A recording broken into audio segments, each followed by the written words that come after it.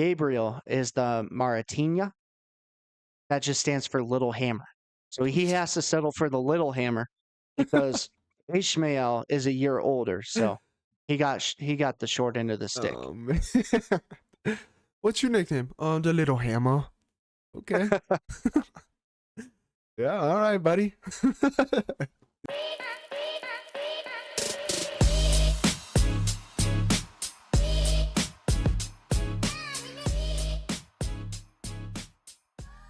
Ladies and gentlemen, welcome back to another episode here on Locked Door MMA. We're your hosts. I'm Brevin. This is my good buddy JP. And in today's episode, we will be going down every single fight for UFC Fight Night, Bonfim versus Brown, and giving our predictions. So stick around for those. But before we dive into them, just want to give a quick shout out to our viewers, our current subscribers, everyone that's joining the Locked Door MMA community. We appreciate you guys as always.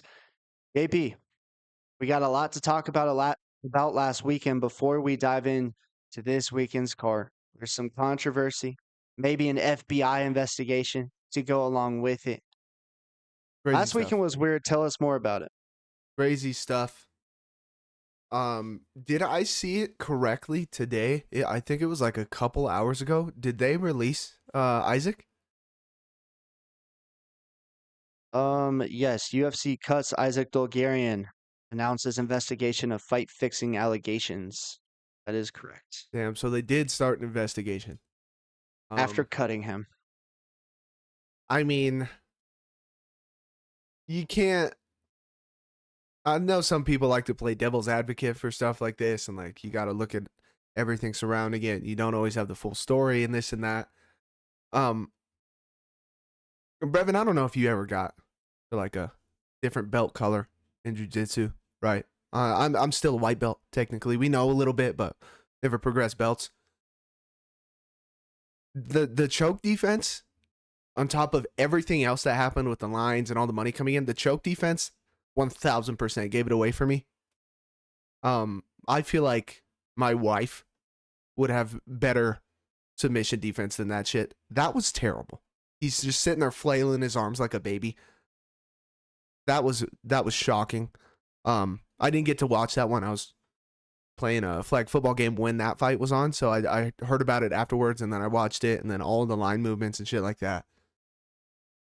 Crazy stuff, dude. Especially everything with the NBA that's going on right now. Yeah. Like I'm worried it's just gonna ruin.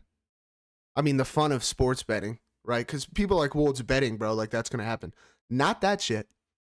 Okay, fight fixing shouldn't happen. We understand more than anybody. Anything can happen when you're betting, and you can't really complain about it because it is betting, right? But doing shit like that, and then mainly just a sport in general, bro. Like, it's just going to ruin it. The same thing with the NBA. It's just going to fucking ruin it because people aren't going to trust it anymore. And, I mean, there's already people that we hear it all the time during football season that it's rigged, this and that. There's scripts, stuff like that. So,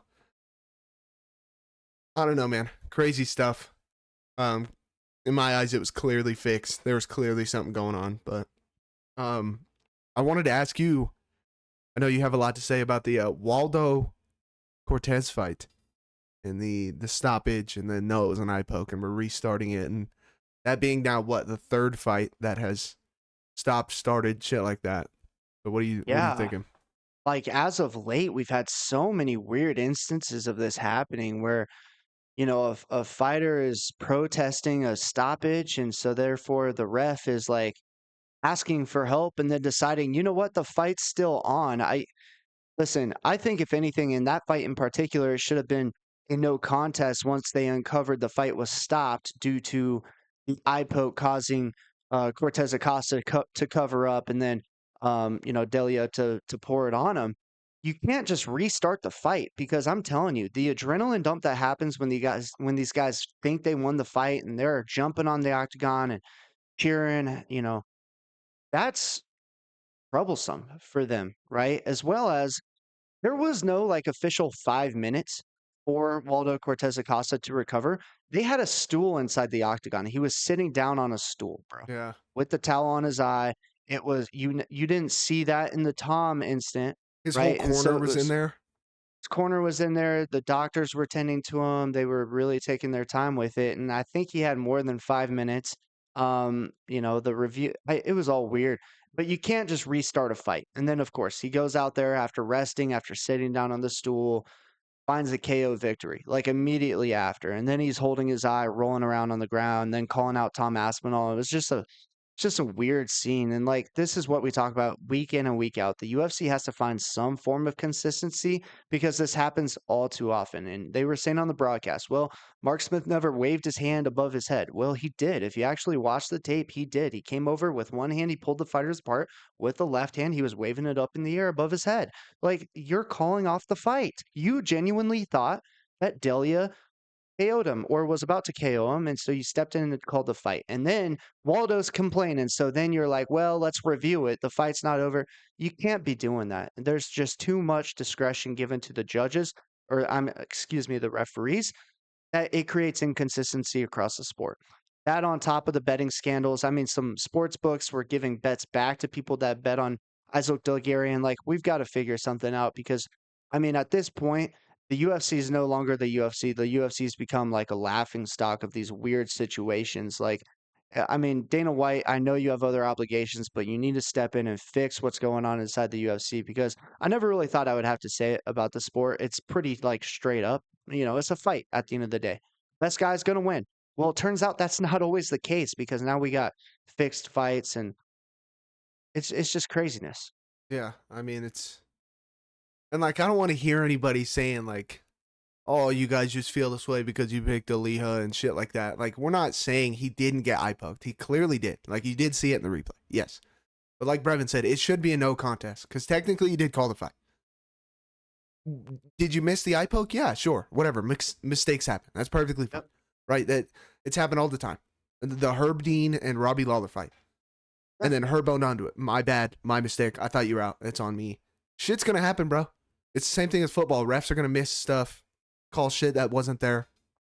What are you going to do? And there's a whole appeal process after the no or after the fight, even if it was not called a no contest, even if it was just stopped.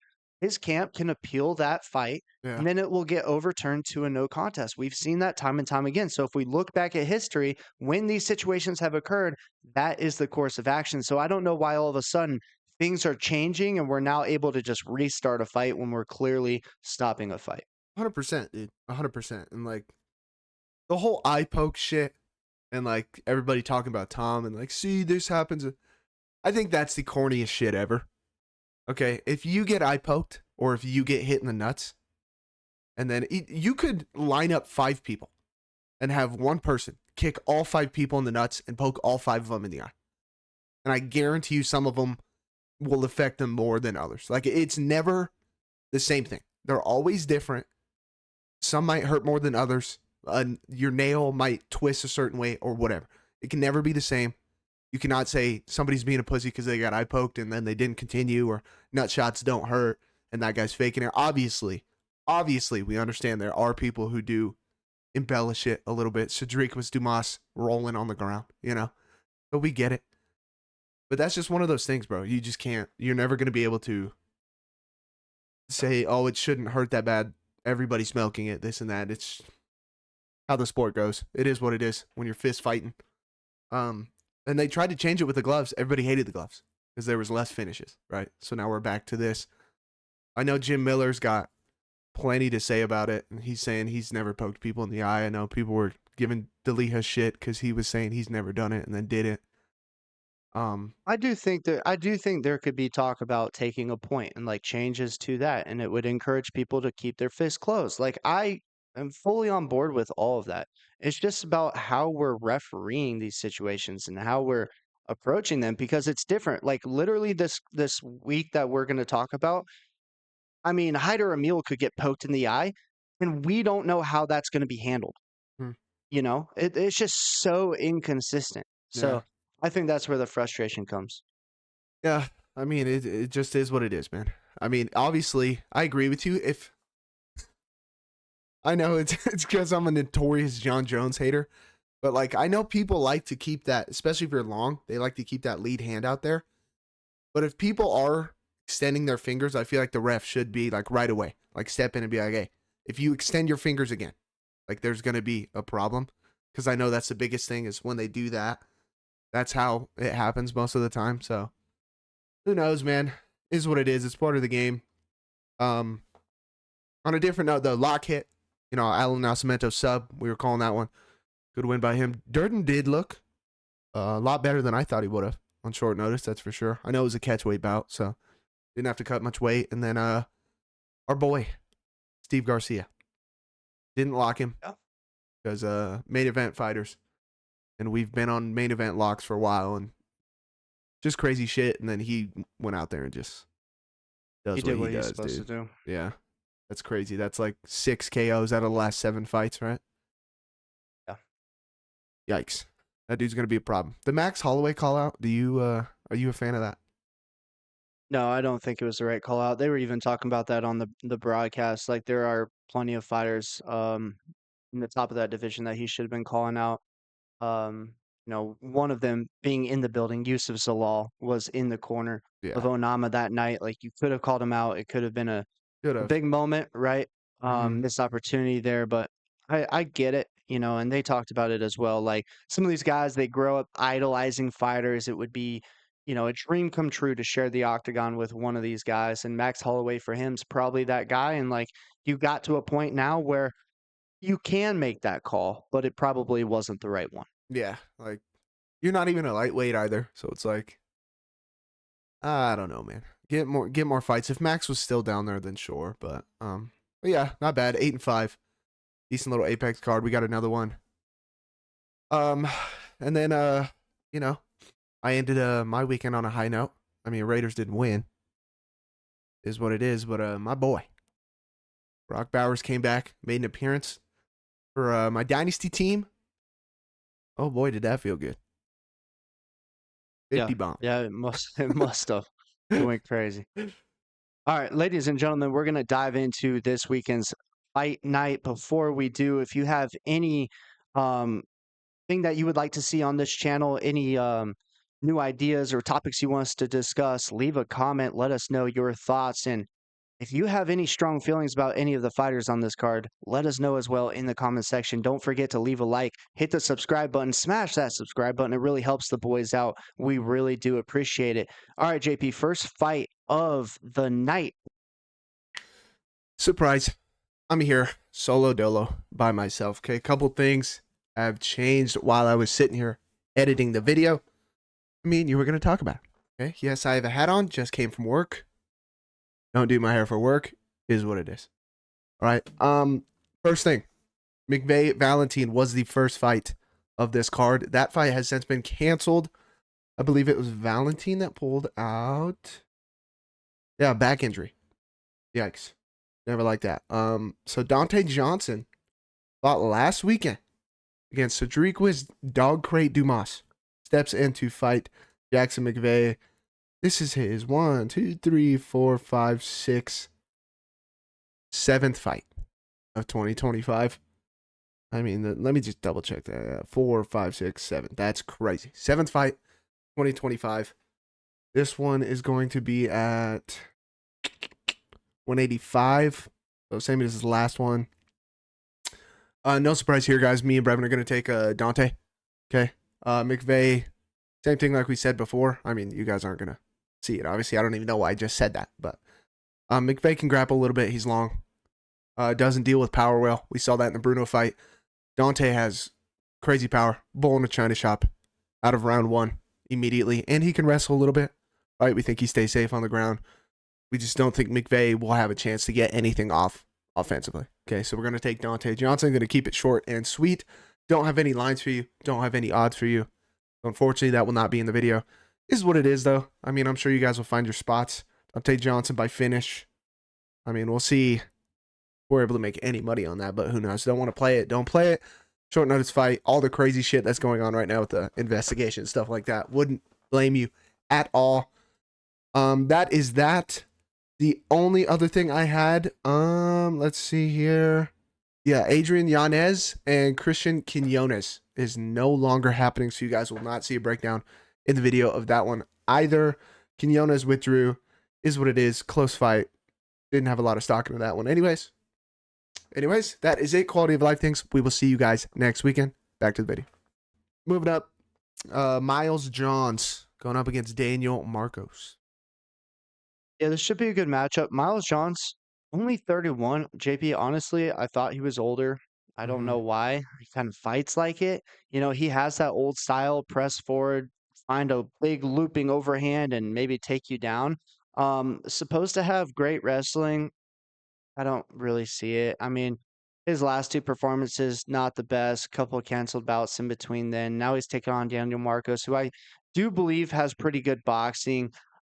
He's fast. I think he was just in for a little too much against Montel Jackson, who's a little bit faster with the hands. But Miles Johns, he's going to press forward. He's going to be a little bit slower, and Marcos is going to be able to counter strike in this one as well.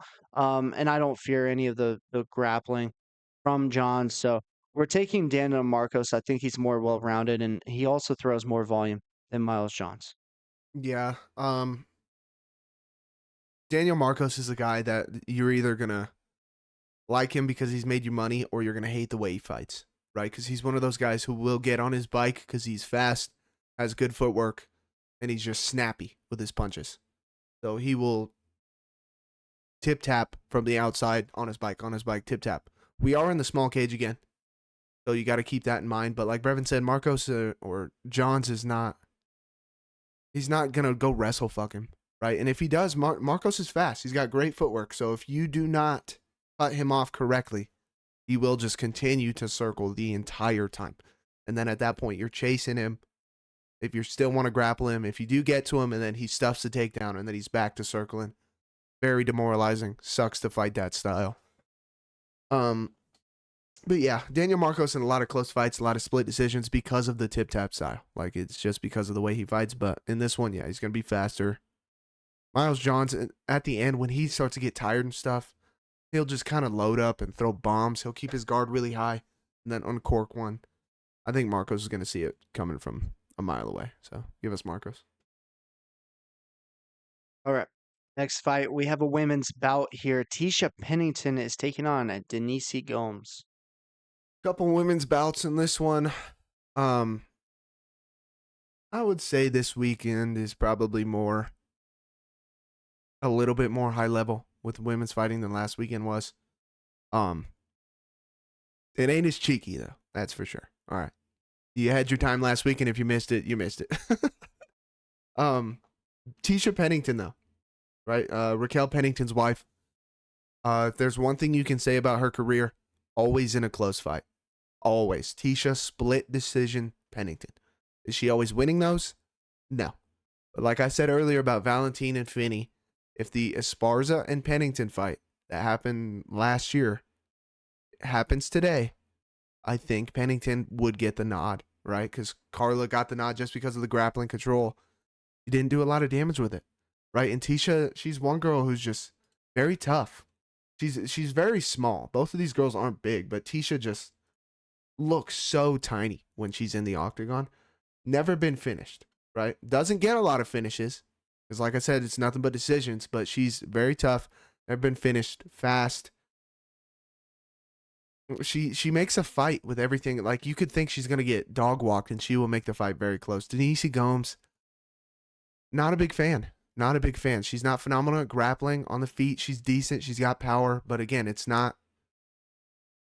You guys know me with the straight strikes, right? Point A to point B. Straight, snappy, quick, turn it over. I don't like the looping shit. I don't like the bombs. And Tisha held her own grappling against Carla. Carla is a very good grappler. I do not think Denise Gomes will just ragdoll Tisha. We really don't. Dog money on Tisha. Are we going to bet on it? Maybe. You know, and the whole fight fixing thing, I didn't say it earlier. This is why me and Brevin don't go as crazy as we used to. We used to go nuts on every single card, and then we kept getting fucked by shit like that. And then it really just kind of gives you a bitter taste. So you pick and choose your spots now. Maybe we're getting older and smarter with our money. Whatever. All right. Some may say made dumb decisions earlier. It's what it is. But we're going to take a shot. Dog money, Tisha Pennington. Always makes it close. Fight goes distance. Over 2.5. Split decision. All the above. If you're going to bet on it. Yeah, 1000%. Like JP said, close fights with Tisha. You know you're gonna see her in a brawl, and I think the youth from Denise is gonna give her a little bit of problems. Like she's probably gonna face some adversity in this fight against Tisha, and it's like, how do you respond from that? Like when you have all this success as you work your way up through the ranks, oftentimes these really high level individuals just really aren't faced with a lot of adversity. I think in this fight she will be, which gives Tisha the edge being 36 years old. Obviously been doing this for a very, very long time, fighting some of the top girls in the division, split decision loss over the current champion of the division as well. Um, yeah, good fighter. Yeah, man. I mean, you learn a lot of shit, and then obviously her wife being champ and shit, and having high level fights and stuff too. So, all right, next up to the big boys. All right, both of them making their debut. This is a very interesting one. Josh Hokit going up against Max Gimenis. Yeah, I'm excited for this one. I mean, anytime we can get two new heavyweights in the division, sign me up. Like we're looking for stuff at heavyweight. I mean Dana called me a few times, and I told him, I said, "Listen, I know I was an intriguing prospect, but I lost some weight, boss." So that was the end of my career, but he was wanting me in the UFC, and now we've got Josh Hokit, the Incredible Hawk. I I kind of like when guys. I mean, it's all right. It's kind of cheesy, but I kind of like when guys play on their own name, like the name on their birth certificate. He's taken on Max Gimenis, who Gimenis has grappled his whole life. If you guys look at his tapology, it's just grappling tournament after grappling tournament. That is his MO. Like he is a pretty good grappler, but when you look at Hockey on the other side. Great wrestler, good pressure, good power in his hands. Interesting fact about Pocket that JP probably doesn't even know as well. He was signed by the San Francisco 49ers back in 2020 after going undrafted in the NFL draft. And then in 2022, he signed with the Arizona Cardinals. So maybe there's some hometown bias from JP in this one, with JP also being a Cardinals fan as well as a Raiders fan. But either way, I think that tells you what you need to know.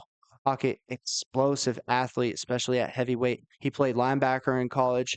I think the takedowns are going to be there for him. And with Gimenez's grappling background, look for him to be comfortable off of his back. And at heavyweight, it's not a good idea because these guys can land heavy, heavy blows from on top. Elbows, we saw that in Josh's Contender Series fight. He will land elbows when he's on top of you. Put your lights out. We're taking Josh Pocket. Um, no, I knew about the Niners, but I didn't know about the Cardinals. That's crazy. Um, It was a short stint, but man, maybe they could still use his talents to this day. a linebacker? Eh. Not a linebacker. I think he's now a D lineman. I mean, he's definitely put on some weight. I mean, yeah, he is very athletic. So put him on the edge and let him pin his ears back. See what he can do. Yeah, I mean, they have him listed at 229. I'll be honest, he looks a little bit bigger than that on film. Probably weighs in a little heavier on Yeah, Saturday as well. closer to like 240 probably. Um, yeah, Cardinals playing tonight. Who cares? Jesus Christ. But yeah, I mean, Gimenez, like Brevin said, he's winning these tournaments too, right? So he's very good grappling. Gonna look for his submissions, try and get him off. But he's going up against another guy who, like we already said, he's a fucking great athlete at that size. You can definitely tell he played linebacker. Very bouncy on his feet, light on his feet. He can explode. Tough to deal with. And he was a good wrestler in college and in high school. I don't know if he wrestled in college. I think just high school he chose football. He was like the number 3 ranked wrestler in all of high school at Yeah. one point. And he's a dog, man. He really is. I mean, you play linebacker and you wrestle. Yeah, you're gonna be a problem, right? I don't like either guy striking very much. Okay, keep that in mind. But like Brevin said, they are heavyweights, so you just need one. You really do. Minus 395 for Josh is crazy in my eyes. Both guys making their debut. Don't like that. Not gonna touch this, right? Just sit back and enjoy it. Watch the big boys go at it. But yeah, we're gonna take Josh because Gimenez, you're a great grappler. I think it's gonna be hard to get takedowns on this guy who's the better wrestler, right? And then if you get on top, if you're throwing shit up, especially at heavyweight. We see it all the time. These guys get very tired. So yeah, give us Josh.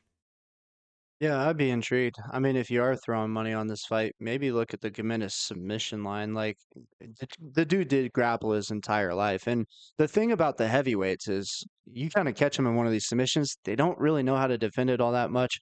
And there's really not fight fixing going on in the heavyweight division. You know what I'm saying? Like, they just truly don't know how to defend stuff. I mean, you can look at Walter Walker, for example, with the heel hooks. He just found that little niche. None of the heavyweights are defending it. It works for him. So you don't really know what you're going to get out of a grappling heavyweight. You just don't see it very often. 100%. All right, moving up this card. We have Myra Buena Silva taking on Jacqueline Cavalcanti. Interesting one here, guys. Myra Buena. What was it that she was taking? I believe so. When she beat Holly Holm, it's a no contest now because what the hell? Ritalinic acid? I, she's pouring acid. She's trying to turn into a superhero. Pouring acid on Holly Holm and then choking her out. But I don't know if it was like a prescription thing that she was taking because the doctor said she could or whatever. But then she stopped taking it because she popped and now it's a no contest. And then since then, just a 3-fight skid, right? And then the Macy Chiasson fight, big old cut on her eye, and that's what stopped the fight, right?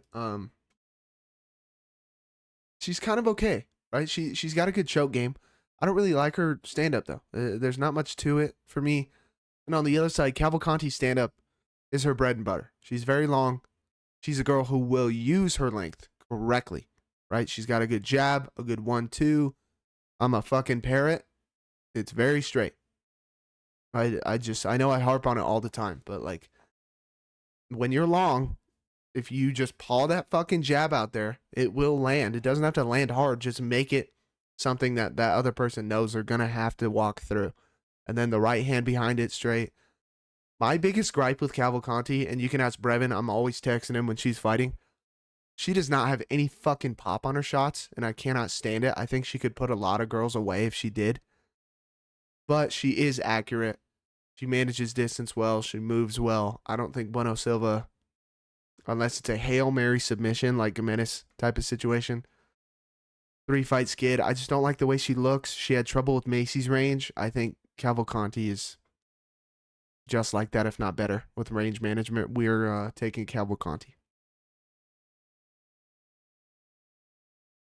Yeah, I think Cavalcanti, like JP said, really just needs to start putting together more powerful shots.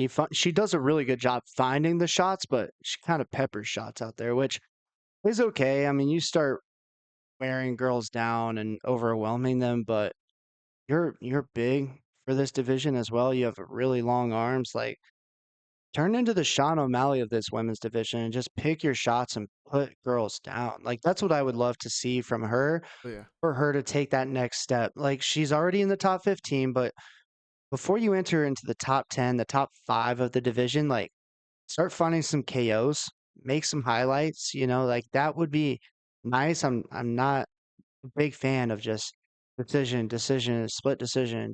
Like, that's all she does. And sure, she's a great fighter, but we got to add something to it. Otherwise, you'll turn into one of these fighters that, you know, people get tired of watching. And then all of a sudden you find yourself out of the UFC. Like, you will get cut these days. They're not too shy about doing that once your contract's up. So yeah, start making some highlights on these girls, especially the ones that really can't strike with you. And she's faced some of those opponents, and she kind of just does the whole I'm gonna get up by 2 rounds, and then I'm gonna get on my bike and dance around for the next round and call it a day. I don't love it. Start putting girls down. Yeah, and like it works. So we're not going to harp on her too much because she's winning. But like at that same time, you could skyrocket. You could be a fan favorite. You could, your whole persona, everything about you, your career would just take off if you put some of these girls down. Like Brevin's saying, like Sean O'Malley. I mean, she manages distance great. She puts out volume. Just put some pop on it, man. And then you would, even if you're not knocking them out cold, and I know she's gotten, I mean, how many stoppages has she's got? Let me know. In the UFC, none. So shocker. It's exactly what we're saying. And there's been a couple fights where she's just kind of teeing off on the girl. But it's like, man, she's slinging pillows. Jesus Christ. I mean, somebody called a tooth fairy. She's got a bunch of teeth on the ground, but she just can't put these girls out. All right, moving up, we've got Jamal Emmers taking on Amil. Another good one. Another very good fight. Jamal Emmers, another tall, long guy. He can grapple. He can strike. He'll throw knees beautifully, right? Um, his career's been a little not horrible, up and down, win loss, win loss, win loss, stuff like that. 36 to 35. I know everybody's gonna kind of shit on Amil because just coming off getting slumped by Delgado. We just watched Delgado get absolutely robbed 2 weekends ago. And there's no debate about it. He was definitely robbed in that fight. But with that being said, Delgado is a monster, right? So I'm not going to hold that too much. That's kind of like Valentin losing to Ateba by KO.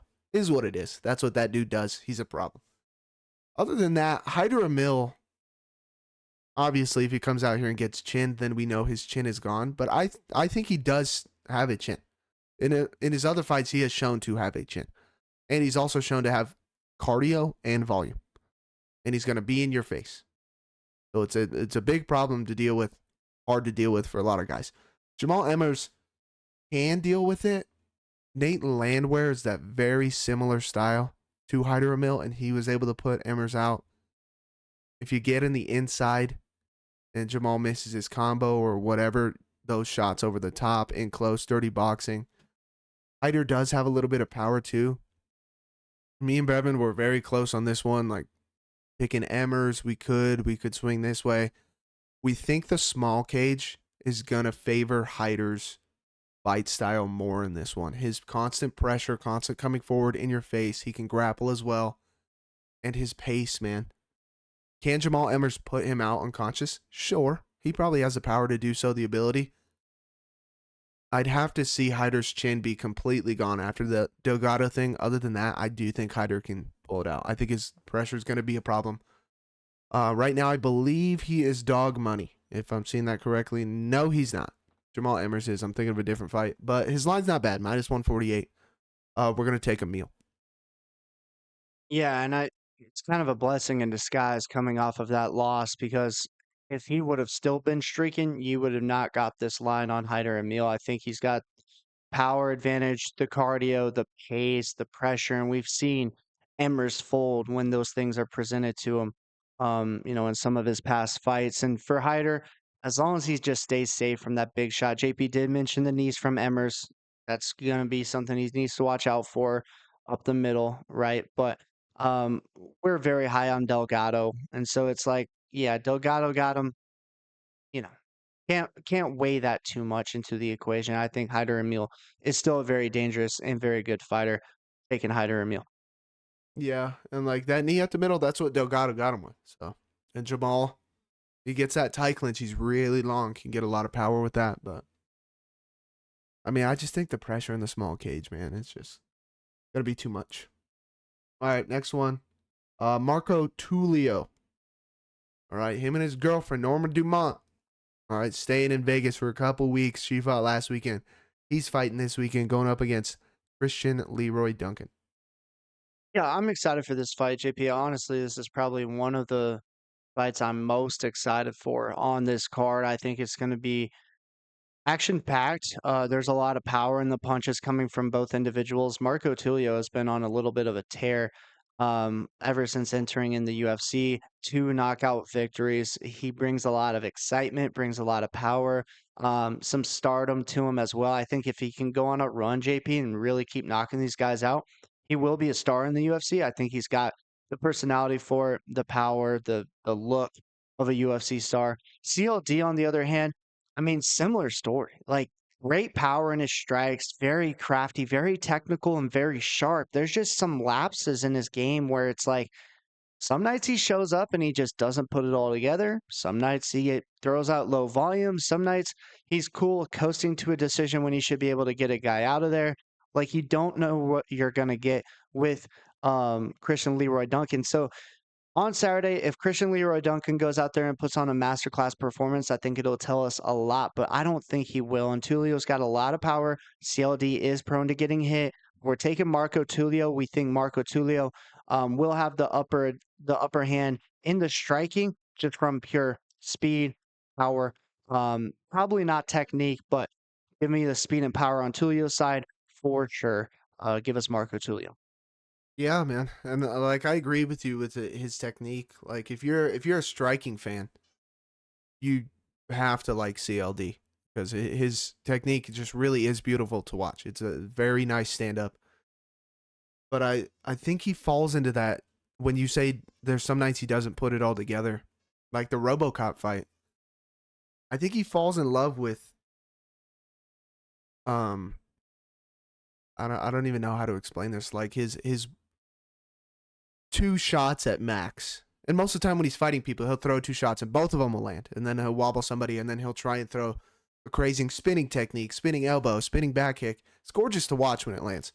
But when you get on these higher echelon guys like RoboCop, sometimes I feel like he falls into the trap of I'm going to still wait. I'm going to wait. He's going to give me the perfect shot. It'll come. It'll come. These higher level guys aren't going to make crazy mistakes to give you that perfect shot like that all the time. And then now it's in the third round and it's 1-1 or you're down 2-0 and now you need to finish type of thing, right? So I just think he falls in love with that a little too much. Sometimes looking for the perfect shot, and Marco will press the pace. We think he's better in the clinch, and like Brevin said, he also does have power himself. So sometimes I think it's the counter strikers' demise. Sometimes is they are always looking to counter strike. Versus sometimes you have to go first. Sometimes you need to go first just to change up the pace, right? Give him a different look and then maybe counter strike, draw him out a little bit more. You can't just sit there and feint on the back foot and stuff like that all the time. So, yeah, give us Tulio. Yeah, it should be a good fight either way. Ricky Simone is taking on Rayoni Barcelos. Ricky Simone, what a crazy career. What a crazy career. I mean, this dude was on a 3-fight skid. Everybody's writing him off. I mean, we pretty much wrote him off. We picked Vinicius Oliveira over him.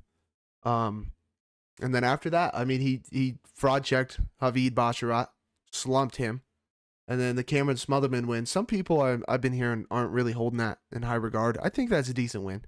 Smotherman's a decent young prospect. But before losing to Vinicius, he lost to Mario Batista.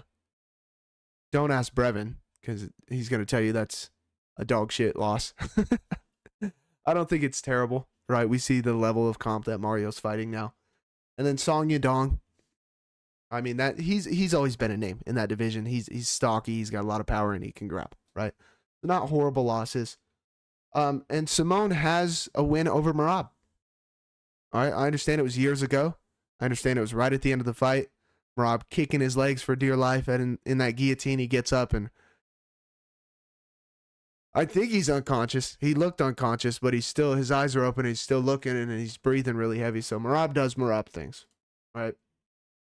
I think Ricky Simone is on the up right now. I feel like he's kind of on a little bit of a tear. He's finally figuring it out. I think this is like his prime of his career to see how high he can go. Rayoni Barcelos, a weird one, man. Weird one. I mean, fraud checking Peyton Talbot and then beating Cody Garbrandt. I'm not going to lie. I do not hold that Garbrandt win in any regard. The Peyton Talbot win was good, sure. He was the one that showed Peyton Talbot that you need to grapple because for some fucking reason, these strikers think they don't need to grapple in MMA. And Barcelos is 38. I mean, I'm going to contradict myself saying this later on, but the older you get at these lighter weight classes, it's much harder. Right? In the upper weight classes, the heavier ones, it's not as hard because you can be a little bit older because the power is the last thing to go. The lighter weight classes, it's a lot of skill involved, a lot of speed involved. Barcelos, he can grapple. I do not like his striking. I really do not. I think Ricky Simone is a very well-rounded fighter and has seen a lot and has a lot of experience in the UFC. I don't think Barcelos is going to show him anything new or anything better than what Ricky has already seen and fought in the UFC. We're going to take Ricky Simone. Yeah, I think Ricky Simone's. I mean, JP, do you think there's any correlation Every single time Merab wins, Ricky Simone just gets a little bit better. I mean, the confidence that that's got to give you beating Merab, being one of Oh, the few guys that 100%. has beaten Merab inside of an octagon. And then it's like you go watch Merab be completely dominant over everybody else in the division. And it's like, hey, I'm still in the division. I Yeah. can beat all these guys too. I've beaten the champ. Now, I will say I think Merab's a little bit different at this point in his career. The dude's an absolute killer. But as far as the confidence goes, if I'm Ricky Simone, I'm going around to everybody saying, "Yeah, I beat Merab. Absolutely. Merab has nothing over me. You know, I'll beat all these guys too." And like that's just going to help him from a confidence lens. And in this matchup, like you said, Barcelos is aging. He's well rounded. He can grapple. He can throw hands a little bit. But I think Simone's just a little bit better at all of those things when you really break it down. So we're taking Ricky Simone. I hope that he keeps this win streak going. I mean, Ricky's only 33. Like, is it too far-fetched to say he could make another run? Like, could you imagine? Ricky Simone goes on a crazy win streak, and then we see a rematch of Ricky Simone and Merab. And it's like, well, Ricky beat him the first time they Yeah. fought. That would be absolutely insane. Um, no, and I hope he can do that. But yeah, I don't think Ricky's on that level at this point. But I do think he's on the level to beat Raoni Barcelos. Give us Ricky Simone. I mean, I think it would be a cool little storyline. Obviously, it was years ago, but like still. Well, yeah, I mean, the amount of guys that Ricky Simone would have to get through, Mm-hmm. including Umar Nurmagomedov, who I think is an absolute killer. But Yeah. you never know. I Never mean, know. if he came out and got a couple crazy finishes against decently ranked guys, Yeah, exactly. Could you look it. imagine? Ricky goes out there, starches Umar in the first round, and says, Murad, I'm coming for you again. Yeah. I'd love it. That'd be hilarious. He gets on the mic. He's like, that champ holding the belt lost to me. I beat his ass. I'm his Oh, kryptonite. beat his ass again. Yeah, yeah, that'd be crazy. I'd love to see it. That'd be great. But yeah, we're taking Ricky. Hopefully he goes on a tear, a little bit of a run. Decent storyline there. All right. Moving up. The first of the Bonfim brothers, Ishmael Bonfim, takes on Chris Taco Padilla. Is Bonfim Brazilian? I know they're Brazilian, but like it sounds French to me. Yeah, I Maybe I'm agree. just not great at my names and their origins, but yeah, I always thought Bonfim brothers. Oh, these the French brothers, they're out there making pasta. I don't know, but they're fighting in the UFC. We have two brothers fighting in the UFC, and one thing about this card is they're both on the same card. JP often says, "Well, I think Gabriel is the better brother." Say it with some conviction and some confidence. Yeah. Oh yeah, he's way better than Ishmael. And we've got Ishmael down here fighting Chris Padilla. Um, I'm not a fan of Ishmael's fight game, to be honest, guys. He's kind of wild. His striking is not very technical. He wings things from the hip. He keeps his head straight up and exposed. He gets hit a lot. He loves to enter into a brawl and then hopes he catches you. And we saw that in his last time out. He's the one that got caught, you know. Um, Not great, not great. I don't love his style, and we saw the same thing in the BSD fight. He's getting kicked in the fucking liver bad, and he's just smacking his belly. He said, "Come on, bring it on. I want some more. I want some more." That's exactly what Benoit did. He kicked him there about 8 more times and then ended up taking his back and choking him out. So, yeah, not a fan of his game. I think his IQ is a little lackluster. I think he thinks he's better than he actually is, which can happen to some guys. And in this fight, he's going up against a very technical, good striker in Chris Padilla, very strong, great counter striker. And I think Ishmael is going to press forward, get into the pocket, want to get into a firefight with Padilla, and Padilla is going to do a really good job of counter striking, making him pay, and probably exiting that same pocket and not leaving himself open to getting pummeled by Bonfim. And the other thing about the Bonfim brothers, and we'll touch on it, I worry about their gas tank. And so we always see Ishmael just put on an absolute crazy first round. It can either go his way or it's not going to go his way, but he's going to go out there and swing, and he's going to swing big. He puts a lot of power into each one of his shots. I think if this fight gets later into the second or third round, start to see Padilla pull away. Bonfim, I don't think is going to have the gas tank. for that type of style for all 3 rounds. Now, if he comes out very technical, very methodical, maybe we see a different Ishmael. I just don't think we do. But it could happen coming off of a loss. Maybe they're like, all right, we really need to figure out a smart game plan for you. You're too good to have this happen to you. But I'd argue that that's not really the case. Give us Chris Padilla. I think he takes advantage of Ismail's wildness. Uh, he is Doug Money, right? Should Why is be. it DraftKings? Yes, plus 164 right now. Dog money, baby. Um, yeah. I mean, everything Brevin said is just spot on. Chris Padilla, very accurate and technical. Very smart guy. Watches a lot of film, apparently. Okay. Um, yeah, Ishmael, you're going to live and die by the sword. And if you're okay with that, that's perfectly fine. You're going to be a bat out of hell, and some people aren't going to be able to handle it. Not somebody as technical as Chris Padilla. He will more than likely he'll give you an elbow if you keep popping in, blitzing in, running in. Just ask Rong Zhu, okay? He'll throw that elbow, boom, right in your eye socket. Rong Zhu's pointing at him. He poked me in the eye. He poked me in the eye. Padilla's just pointing at his elbow. Not this time, buddy boy. Okay, that's my weenus right in your socket. All right. And yeah, I can't stand that corny shit. You get kicked in the stomach and then you sitting there patting your stomach. Hey, instead of patting your stomach, right? Because that makes you look so tough. Why don't you hit him in the face? You're in a fight and he's standing right in front of you. And you're showboating the people who smile when you punch them in the face. Okay. Why don't you punch him back? Now you're just going to smile at him? All right, buddy. Great game plan there. And it's normally the people who lose. I mean, Waldo got bailed out with the eye poke, but he's another fucking aura farming weirdo. Can't stand it. Yeah, give us Chris Padilla. Yeah, 1000%. All right, moving up. We've got Muslim Salikhov taking on Euros Medic. Muslim Salikhov is still going to be fighting by the time we turn 40. All right, this dude just continues to prove everybody wrong. And this is the one I was talking about earlier. I was saying when you get older in these lighter weight classes, it's much harder, right? But at these weight classes, I know this is only 170. It's not crazy heavy, but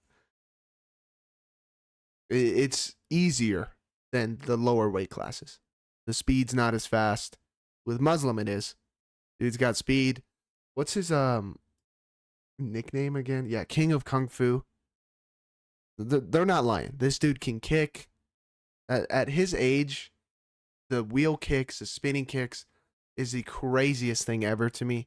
He throws them gorgeously. A lot of hip flexibility, very quick, a lot of power. Like I said, that's the last thing to go. Yeah, I forgot to say earlier, Brevin, you were talking about the nicknames.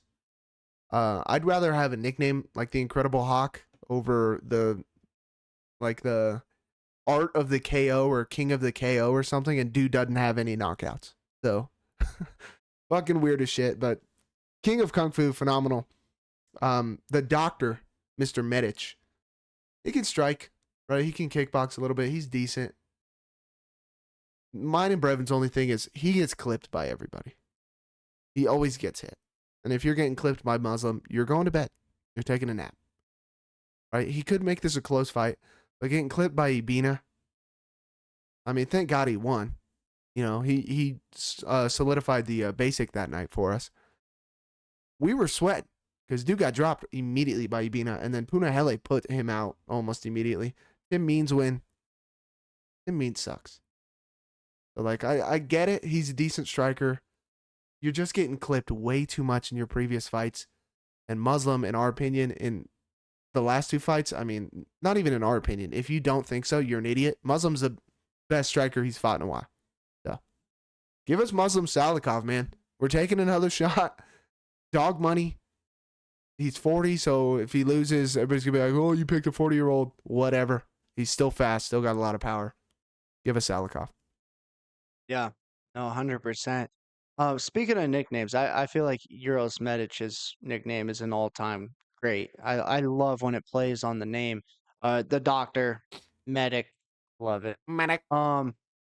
Medic. Yeah, he does get hit a lot, like JP said. He does one thing nicely, and that's throw shots to the body, and it really affects his opponents. But when you're throwing shots down to the body, oftentimes that leaves your head really exposed. And we've seen that time and time again. And like JP and I talked about before we even started filming, if Muslim clips you, you're going to sleep. That's what he does. He's one of these guys that he's strong. Like he doesn't have like a dad bod or anything, but he's kind of older now. You can kind of see like, oh, he's an older guy. He's got that touch, man. When he hits you, like you will go to sleep and you may not see it coming, but he's pretty dangerous. You're getting dog value on him. We really gotta take advantage of all these fights that we have of Muslim Salikhov before he does end up retiring. Like that will come at some point. But he's been fighting really well as of late, and I think this is a good matchup for him to really show us what he's got. I'm excited for Muslim. Yeah, dude. The spinning wheel kick. Like, I just sat there and I was like, Jesus Christ. At 40 years old doing that? Holy shit. All right. Moving up, co-main. Joseph Morales is taking on the guy who retired, not retired, wants to fight, doesn't want to fight. Matt Schnell. Yeah.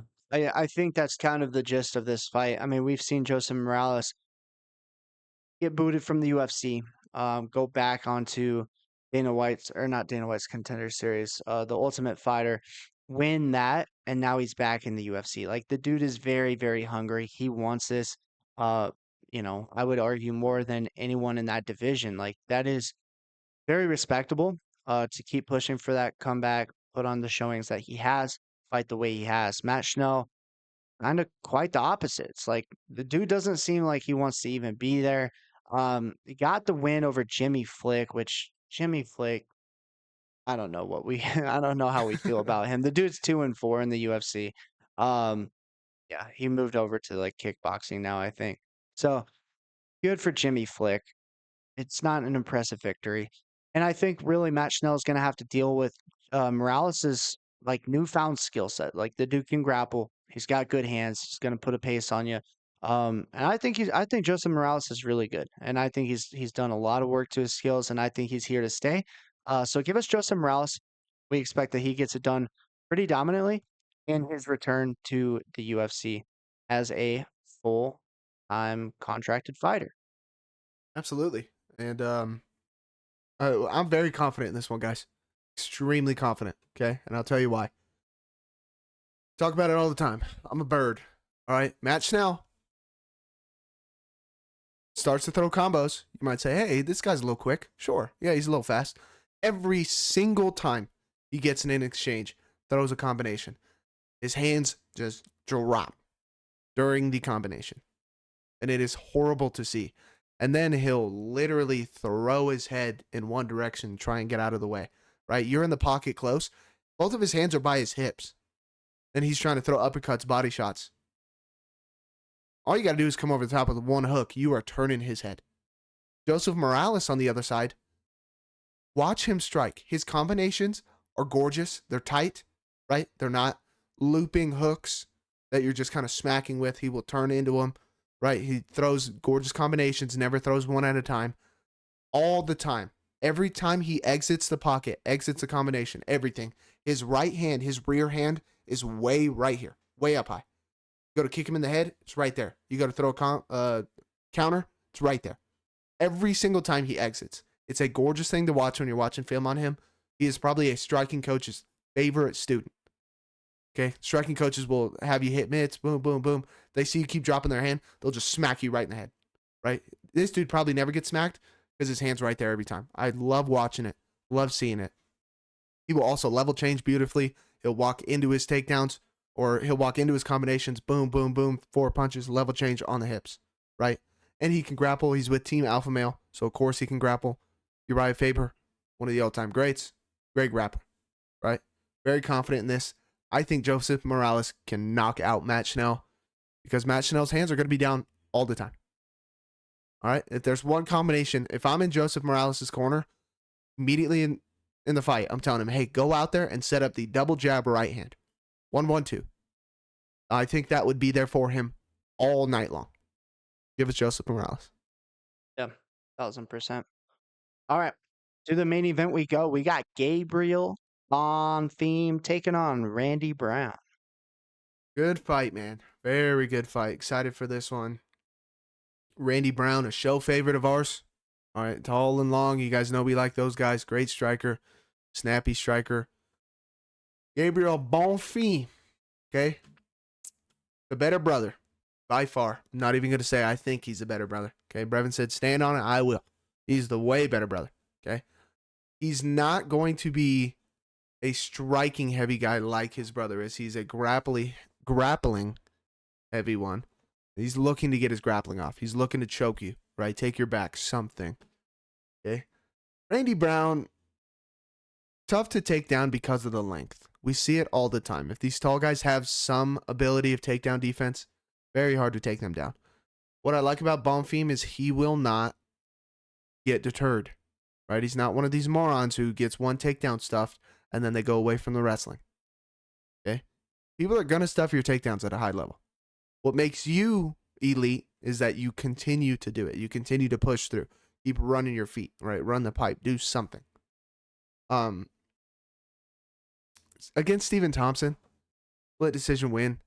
I didn't love how Bonfim looked, but Brevin made a great point when we were talking about this. Stephen Thompson is a notoriously hard fight. Okay, like I said earlier, his stance, his karate stance, he's one of the best at it. Him and Michael Venom Page, that sideways stance, they're blitzing. Their timing is so hard to get. The range is so hard to get. Stephen Thompson's little sidekick is tough to deal with. And then Stephen Thompson is another guy that we want to tell all these people who have no fucking sense of how to get up when you get taken down. Just watch a Stephen Thompson fight. He is not by any means a grappler. Immediately when his butt hits the ground, his back hits the ground, he's up on his butt, he's scooting to the fence, he's shrimping, he's pushing on the head, he's doing something. Right? He's not just going to lay there and let you grapple him. So Bonfim, very tough fight for him. But I do like that he edged it out. We got to watch his cardio. 5-round fight. Do not like his cardio. Very worried about that. If you're on the Randy Brown side, I would look at a possible late finish for him. However, me and Brevin do not think it goes long. We think if it gets to the ground, Bonfim, he has a very good choke game. Randy Brown's takedown defense is decent, but once you get him on the ground, I think it's going to be a big disparity. I think Bonfim's choke game is probably going to take it home. We think Bonfim subs him. Give us Gabriel. But like I said, if he can't get it done in first 2 rounds, at latest mid-third, gonna have to watch for the striking of Randy, but give us Bonfim. Yeah, I think you make a great point. Like, look at the live odds going into rounds 4 and 5 if we make it there. Yeah. Because Bonfim has shown that he doesn't really have a gas tank. He fades in fights. He'll shoot lazy takedowns if he gets tired, and then all of a sudden Randy will start taking over with his striking. So if it does go to rounds 4 and 5, look for the live odds on Randy Brown. But I like Bonfim under 2.5 to find a submission. It's there. If you get Randy Brown down to the ground, he doesn't really have a whole lot to offer. Bonfim's really good on the ground. There's holes in Randy Brown's game. I think the arm triangle is going to be there. Bonfim has shown that he'll look for that arm triangle quite a bit. I'll call it right now. My pick is an arm triangle submission under 2.5 rounds. So that's what I'll throw out there. Interesting little fact now that I've been on the nicknames, JP. Ishmael, okay, he's the Moreta, stands for sledgehammer or hammer in Portuguese. Right? Mm-hmm. Gabriel is the Maratinha. That just stands for little hammer. So he has to settle for the little hammer because Ishmael is a year older. So he got the short end of the stick. Man. What's your nickname? The Little Hammer. Okay. Yeah, all right, buddy. Go get him. Go get him, bud. I'm gonna hit him with my hammer. That is funny. Funny. You're progressing pretty well in your Portuguese, huh? I am. Yeah, Rosetta Stone's really teaching me a lot. I love it. It really speaks to me. You know, I hear all these words in Portuguese. It sounds like my language, so I'm learning. Hell yeah. Maybe I should start learning Mandarin or something. Yeah, exactly. You could be our Mandarin representative and translator on the show. All right, that does it for the card. Doesn't do it for the show. Don't go anywhere. We got your free show parlays coming your way, starting with Lockdoor MMA's Lock of the Night. JP, tell the people who we're locking up. Told you guys how confident I was because he keeps dropping his hands, and the other guy doesn't. His hands always return home, and then he's going to use one to mink, slump him. Give us Matt Schnell to go out cold and possibly retire again. We're taking Joseph Morales. I really do think he slumps him. Matt Schnell's hands, his discipline, don't like it. Give us Morales.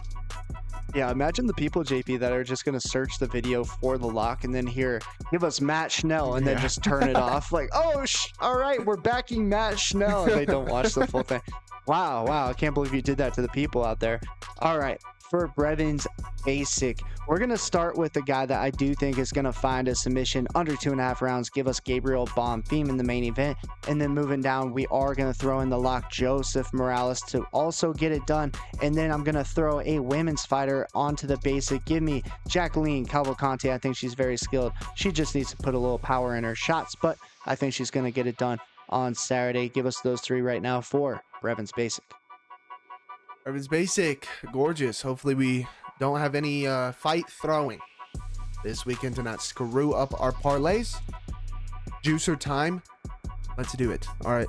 The 40, I want to say 40-year-old virgin, but the 40-year-old phenom, I guess, is what you would call him. Muslim Salikhov. Okay. Throw him in there. Plus 150. Dog money. All right. Hyder Amil. Okay. Going to be a close fight. I think the pressure should be enough. Get Emmers out of there. If not, get Amil a win. Adrian Yanez, he might finish him too, but I do like Yanez a lot in that spot. Chris Padilla. All right, counter striker, Ishmael. Live and die by the sword. I think he's going to die this time. Joseph Morales, the lock. I truly do think he's going to slump Matt Schnell. If you don't like Morales' line, you could play him by KO in it. Just saying, I think he gets finished. And then Ricky Simone. I think he's on a little bit of a tear right now in his prime. And call me biased, but Brevin talked me into the Simone Marab too, and I'd love to see it. So hopefully Simone can get a couple finishes. So 6 legs, that is a juicer. Plus 3,400. Let's go. And JP, Muslim Salikhov is married, but there's not a lot of information known about his wife, so he may be a 40-year-old virgin. We don't know. Yeah, the 40-year-old virgin phenom. I like that. Change his nickname. My God, Bruce Buffer would have a field day with that one. The one, the only? Can we get that right before it too? The one, the only 40-year-old virgin phenom. And then he goes out there, wheel kicks the guy. That'd be absolutely nuts. But ladies and gentlemen, if you made it this far, make sure to hit that subscribe button, leave a like on the video, and leave a comment down below with who you think is win on Saturday. We really appreciate it, and it helps the boys out with the algorithm, which we need a little bit of help with. I mean, there's some controversy with the algorithm these days, so maybe there's some fight fixing going on. I don't know, but we may have to have the FBI open an investigation, at least with TikTok, that's for sure. Jesus Christ, man. Everybody else can post about betting. The moment we do, oh my God. Yeah, you might as well send us to jail right now. But with that, JP, I'll hand it over to you. All right, guys. Another fight night in Vegas. All right, next weekend. Yeah, you don't like the Apex cards, which I told you last weekend it was pretty good too. Everybody's shitting on the card. All right, you just got to wait, see how many finishes happen, you know? Can't shit on a card by name value. Shit on it afterwards if it was trash. But with that being said, we do have one more weekend till a nasty pay-per-view. Stacked pay-per-view. Islam and JDM. Okay, going at it. Brevin, we get a little hint on what you're thinking. No hints. No hints. No we hints. Gotta save that for the video. Make No sure spoilers. to subscribe. Check that out. All right, now you guys know. All right, come on back next weekend because that episode is going to be a banger. I guarantee it. Last weekend, 8-5 lock hit. This weekend, even better record with another lock hit. And we're still searching for that perfect card, okay? It can elude us all at once. All right, but I'm going to find it. And when I do, I'm going to stuff that son bitch in a dog crate, okay? Just kidding. That was Cedricus Dumas. Screw Cedricus Dumas. Dude's terrible. Get him out. Raiders lose again. Is what it is. I'll take that loss. Brock Bowers is my GOAT. Ladies and gentlemen, another weekend. Another set of fights. As always, it was a pleasure. Bingo, bango, baby! Hey!